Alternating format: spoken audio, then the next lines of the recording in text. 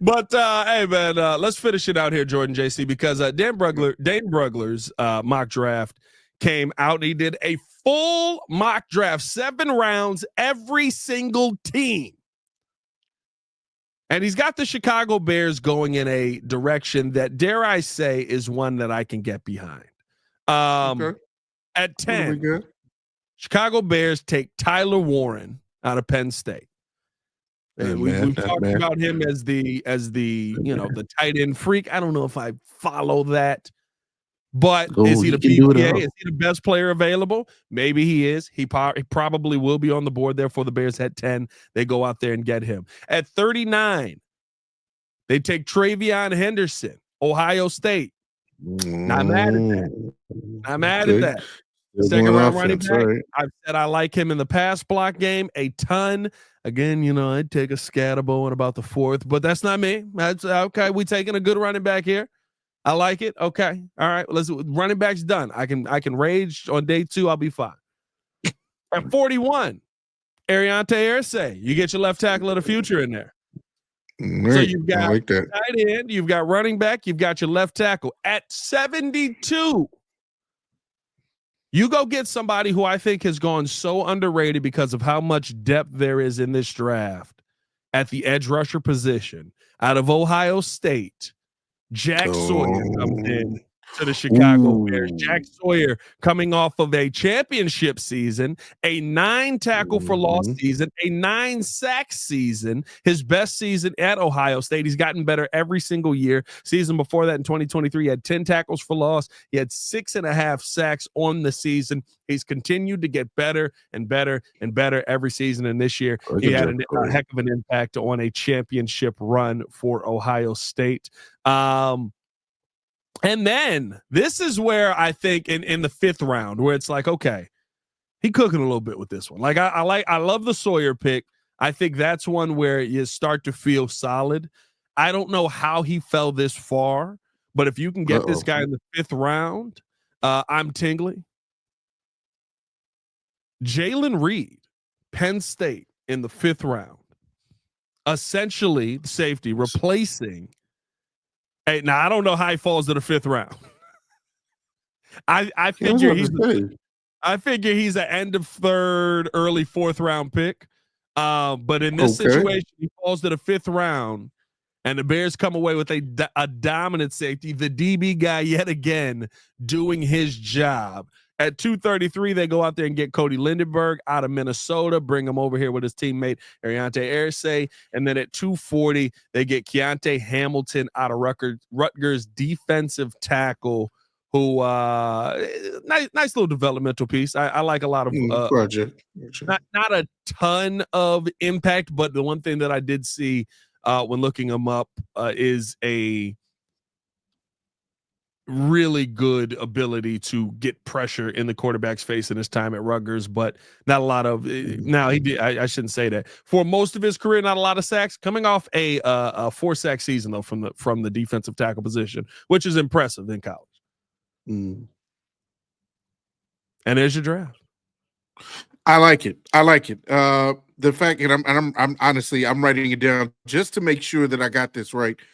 You drafted different positions in every single round that we had. So you got your tight end, your running back, your left tackle, your edge / linebacker. Because I believe Jack Sawyer is kind of a hybrid.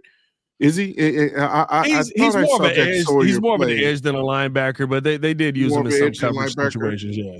Okay. He's like he got that like Yurko usage as a coverage. Okay. Yeah, I like that pick a lot. I do like a Jack Sawyer. I've known of that name for a minute, but that wasn't somebody that I thought would be on our radar just as far as picks. But Jack Sawyer in the 3rd round, absolutely. Linebacker, you're getting Cody Lindenberg. I do like the safety insurance because, of course, we talked about the fact that, Jaquan Brisker may not be healthy. This is his I wouldn't would you say make or break season, to figure out if we're going to give him an extension. Yeah, I think you go into this season treating Brisk. I've said this a couple of times, like Tevin Jenkins. This is his Tevin Jenkins season. Hey, I hope you get it right. I hope it works out for you. This addresses a lot of depth. Defensive tackle or project and Keontae Hamilton. Not too aware of him as of right now, so I do a little bit of research on that guy. But I have heard of Cody Lindenberg. Yeah. So I'm fine with this draft. Again, you start out with the tight end. I'm fine with getting a Tyler Warren if that means that everybody else has pretty much been off the board. He probably will be the best player available. TreVeyon, that's your guy. You get him in the second round, and I know maybe that might be a little too high for you. You might have probably wanted him at 41 or preferably at 72. But TreVeyon is nice. I like this overall draft. I would say 6 out of the 7 picks to me I'm aware of. So yeah, I don't mind it being a perfect draft. Listen, I think, and I think this to me feels like the draft that is best of all worlds. Now I know I'm seeing some people in the draft like, well, Tyler Warren's not going to be nearly as impactful in this draft with Cole Kmet there. He's going to be your 4th or 5th option. Is he? Can we guarantee that? You don't know. I don't remember all those Cole Kmet catches last season. Yeah. We don't know how they're going to use them. Belief that all of a sudden, by the way, the twin tight end sets that Ben Johnson used in Detroit, they work. Like we can't act like the twin tight end sets are not something that he utilized. I don't think I would probably still try and trade back if Tyler Warren is the best player there. I would. I don't think he's not Brock Bowers. It's not. I don't think he's not Brock Bowers. He's not Sam Laporta. He's not Trey McBride. He's not. Oh no, bro. And if you're gonna take a tight end at 10, I would rather him be those guys. But can I sit here in 10 years and say that you've kind of created this situation here where there is that decoy, where there is that guy who adds to the blocking game, where, there is that player who, what I believe, if you draft Tyler Warren 10, took over for Cole Kmet. You know what I mean? Like, I know that we believe that there's going to be this, he's the 4th or 5th guy. He might be the 3rd guy. I don't know, man. That's an interesting call out. I wouldn't give him the tight end 10. You're not keeping a $50 million dude. I wouldn't give him Brock. And I agree. It depends on the team, and we've talked about that before. It depends on the usage, what the kind of like the pecking order of who's going to probably be more of the focal point in an offense led by Ben Johnson. But as you mentioned, having that 2 tight end sets that he is bringing from Detroit, I would think that there's a chance for him to put up some really good numbers to kind of, be compared to a Sam Laporta and a Trey McBride. Yep. Trey McBride kind of got started a little later because who was he behind him? Was he behind Zach Ertz? I think when Arizona, he was behind Zach Ertz. Yeah. So it may take him a minute to kind of give him his shine, but I think as far as talent level, he's on the same level as a Laporta. Maybe not Brock, but I don't think he's as physical as Sam Laporta. I think he's an okay blocker in space, but he's not as physical as Sam Laporta. Listen, here's the tough part, right? If you take Trey McBride, again, I think Yurko said it best. He's Cole Kmet. Like, he's a little more agile than Cole Kmet is, but he's not running through blockers or defenders.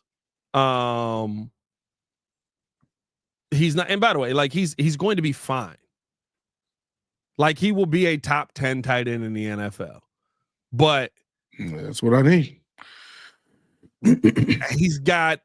He catches the football better than Cole does. I think he's a better receiver. He doesn't run away from contact.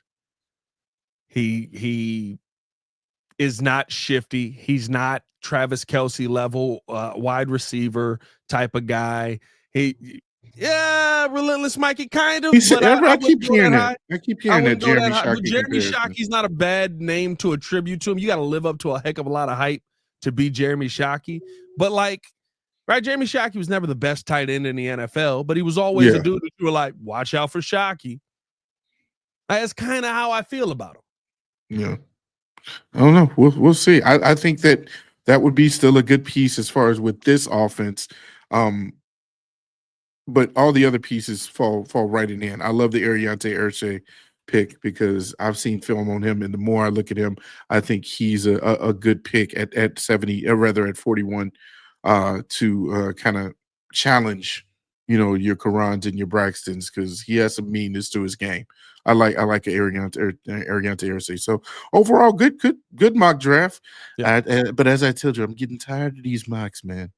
Get tired of these mocks. Let's get to the draft. All right. Well, you're gonna hate tomorrow because we are we're doing our war room, ladies and gentlemen. Last year we did the war room. It was a great time. We did get the weatherman Jordan JC in there. It was I think that was previous to Mr. Media Life that you. That was yeah. It was a pre Mr. Media Life. But no, man, listen, we're gonna have a ton of fun. I think we may actually just go live for that. Okay. We may actually just go live, which may mean we don't do a morning breeze. We got to figure that out. We're doing kind of one live a day type of thing going on here, and it's working well for the channel. So we'll figure it all out. We'll see what ends up happening. But listen, I think that this is going to be a heck of a lot of fun. One last mock draft to do. So we'll keep you guys tapped in with that. More content dropping on the channel today. Ton of content coming out you guys' way. Ton of mock draft reaction coming you guys' way. Chicago Bears podcast also dropping today with a we got a guest on today. We got a nice little we're rounding out another little special guest on today. Man, so okay. In to the Chicago Bears podcast. But man, appreciate you guys for tuning in and showing up. Oh, that's